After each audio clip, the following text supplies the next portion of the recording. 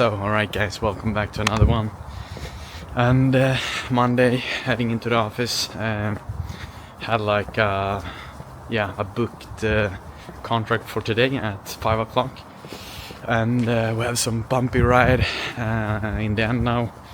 And it's just like an administration problem that the association hasn't like fixed.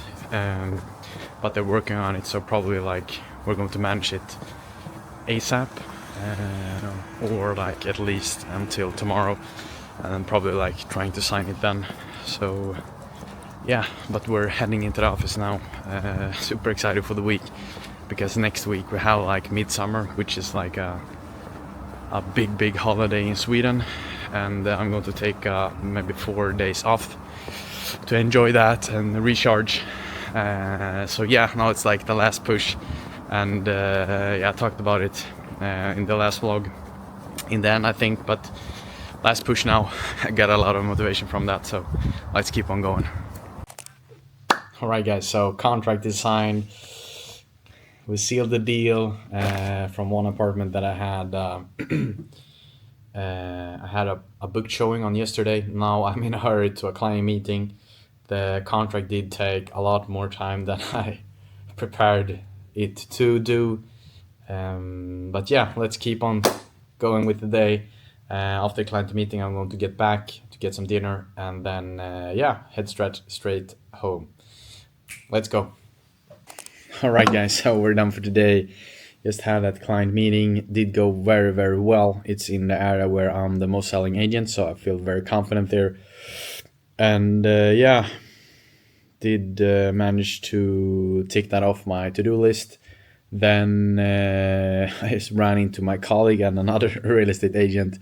Like, they were very close outside the building, just chit-chatting, some realtor talk. And then I just joined them for a couple of minutes, just chit-chatting a little bit also. And then I went back to the office, just grabbed some quick dinner, and then now I'm going to head home. But I just wanted to talk a little bit very shortly and briefly about the deal today. And basically I had a book showing yesterday. The client were super interested and called me after the showing, like I think 3 hours after the book showing, and said that they want to present a bid. And the bid was a good one, because I was very like upfront regarding the price, and I did give a price range. So I said, somewhere around 4 million. I know the seller's lowest selling point was 3.9, and they come in at 3,950, which is obviously a good bid. And then we agreed on terms, and then we booked a contract for today at 5 o'clock. But the bumpy ride I told about earlier was that to put it very simply, like usually you have loans on an apartment. Where you sell it, it's like 95% you have loans. It's very rarely that you cash an apartment in Sweden, at least like how the society looks. And the buyers obviously had a few questions about the loans and wanted to have like a receipt for the loans that were on the apartment. And then when they saw that document, it were 3 loans, and one of the loans were said it was like from 2010, but it should be from 2020. The other ones were at that date. And basically what it comes down to is that the association had, done a typo manually, like a human error, and they were very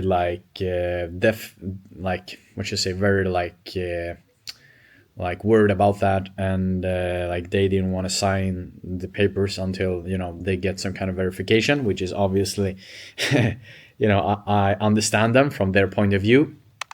So we had to, try to fix that, and I saw the deal falling through. But then my assistant called the association and, made sure that they prioritized that ASAP. And luckily, 1.5 hours before the contract, the association fixed the error. So when we took out the new document, everything was great, right dates and stuff. So yeah, everything did go well in the end. But it's so funny, like in this kind of job where, you have a book contract, but usually like sometimes when you feel like okay everything goes so easy, there comes some kind of bump on the road. But having worked for over 4 years as I have been, you know that nothing is done until everything is signed, and mentally, like you know that nothing is done until it's signed. So yeah, such a great feeling, and sellers super happy with me, and the buyers super happy also with me in the process. So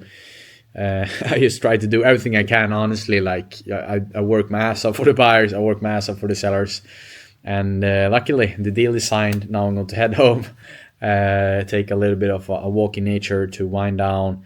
Yeah, but super excited for the next couple of days of the week. So see you tomorrow, guys.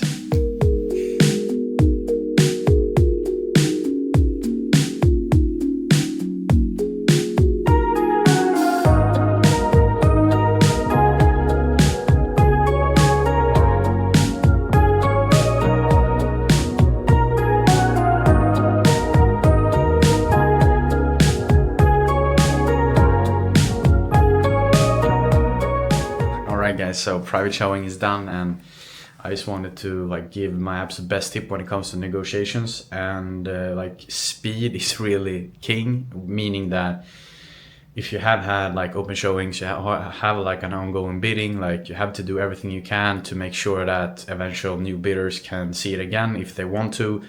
And if they are interested, like make sure you put it in a nice way to like increase the odds of them making a bid as soon as possible. So for me, example now, had an open showing on Sunday. We have like a bid from one person, and now a new potential bidder wanted to see the apartment again with their parents. So I made sure to book that as soon as possible. So yeah, we arranged the showing like yesterday that we should be today after lunch, and now they're going to go home, like discuss together. Probably they're going to come with a bid. That is my gut feeling. And also make sure that if you're going to show the apartment again, like that they have a possibility to make bids, so you don't just run around showing apartments to people who even can't put bids and can't buy the apartment in the end. So but really, like for me, I've just learned that speed is king, and make sure that you try to act fast as as many times as you can. But yeah, now I'm going to head back to the office and going to prepare for a client meeting, and we will see how the day goes. Ciao. So, alright, guys, we are done for today, and yeah, it has been for sure like such a great day. Like even so far, such a great week. I just signed another contract today, which is very fun. It's the second for the week and second for the month also, and yeah, super nice. Have had two client meetings. So I had one first, and then quickly back prepare the contract, having the contract, and then quickly back to and away to the client meeting. And yeah, like so fun, and like it was, to be honest, like real like tough negotiation. And honestly, like from being like objective still, like in the way the deal was done, I think it was somehow very close to like a masterpiece. To put it very simply, like we have had two open showings. We had one kind of like pre-showing first, like 4 days after we launched it, yeah, online, the apartment, and then we got a bid at 2.7, which is the listing price, and obviously the seller wanted to have more. And then I tried my absolute best to hold that potential buyer warm, so we managed to put in a new like open showing on a Sunday, and the Sunday after we had the first one, and I managed to have the bidder warm, so I bought us time until the open showing. So I told her we're going to talk to each other after the open showing has been done the day after, which is Monday. Why I did that is because I wanted to make sure that people saw that there are bids, there's something happening with this apartment, there's someone else out there who think this is a nice apartment and have put a bid on it. So that in my case is a huge win, and I wanted to be able to build on that moving forward. And I did we did our absolute best in trying to find, another potential buyer. And what happened actually is that we then had the open showing. We had 5 people. Four said no after a few days, but we have one who were initially super interested. They knew we had a bid at listing price, and then we managed to book another private showing for them in order for them to see it again. He wanted his parents to be there and see the apartment and approve of it also. So, as I think I told a couple of days before, like speed is king. So we booked that as ASAP, and then I put it up in a very nice way that the buyer had two options. Either he put an open bid and join the potential bidding, or he makes another bid with the intention of making a deal directly with the seller.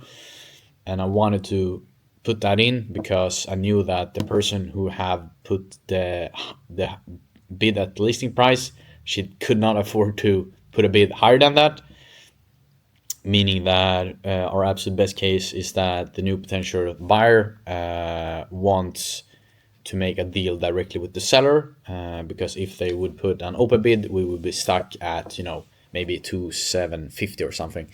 So luckily, the potential buyer called me 3 hours after we booked that showing and told me that he wanted to make a hidden bid directly to the seller at 2.9.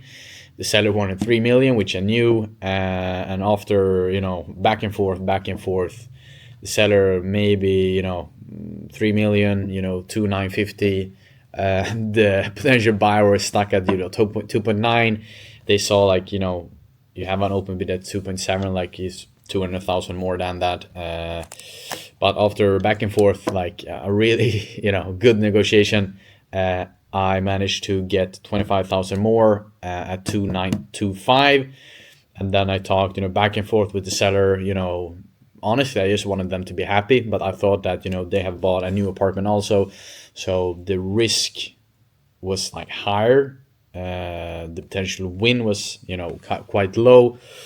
If we should go out on it in August and stuff, take it off the market and try again after the summer. So yeah, we managed to meet 2,925. So I think that was a super nice deal to pull through, especially when we had kind of like few potential buyers for it. So in my case, that was some great negotiation skills from my side, handling the deal from start and being active and doing everything I can. And one thing I wanted to add here is that I know that there are very few real estate agents out there, especially in Sweden, in the way we only have one agent who handles the deal. So we work for the buyers, but there are very few ones that actually do it for real. So in every single deal, every single potential buyer that I talk with after an open showing, or often I have had that showing, I honestly say to them that, all right, nice. If you are interested, I will do my absolute best to make sure to help you moving forward. I say that to every single person I talk to, because then I know that I'm going to stand out from the other agents. Because most agents only work for the seller, but if you make it into that the potential buyer perceives you as that you do everything you can in order to help them, like people who help them. So if you are a person that says that I'm going to help you in the best possible way I can, they are going to like you more. And if they have been at 5 open showings, you're the only one who says that. Like, I think in my mind, you are increasing the odds of them making a bid and wanting to do a deal with you instead of the others. Although they might like another apartment more, but that real estate agent can be a jerk or whatever it might be. So I think that it works. It really does. And I think it's so important, because just getting them to understand that you're doing everything you can to make sure that we're going to have a deal. I told him that, like, okay, nice, I will present the bid. I just wanted you to know that I'm going to do everything I can in my power to make sure that we have a deal. Obviously, we have to make sure that the seller is on board, but framing it in that kind of way, I think that will help you a lot in your job, and it will increase the likelihood of you making more deals. Yeah, let's get back home. Peace.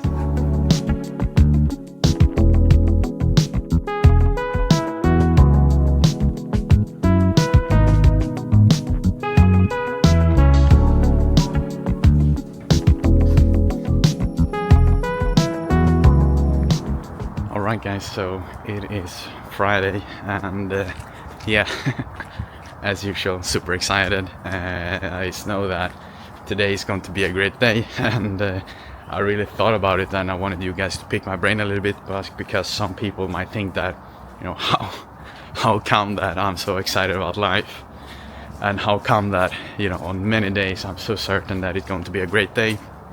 And really what it's all about is that you are the person who decides if it's going to be a good day or a bad one.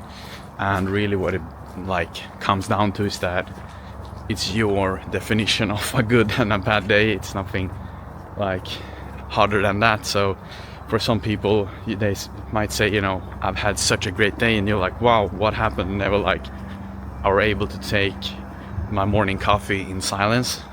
You might think what, is that it? And I think that so many things in life is all about mindset, and I just wanted to give that to you, and start trying to not have these huge expectations on yourself when it comes to a great versus a bad day. And I think it's going to truly change your life. For me, just being able to go out for my morning walk, waking up without an alarm clock, just those two things, I really set up myself for being a great day. So that is the way I think about it. Now I'm heading into the office, and yeah, let's crush the day.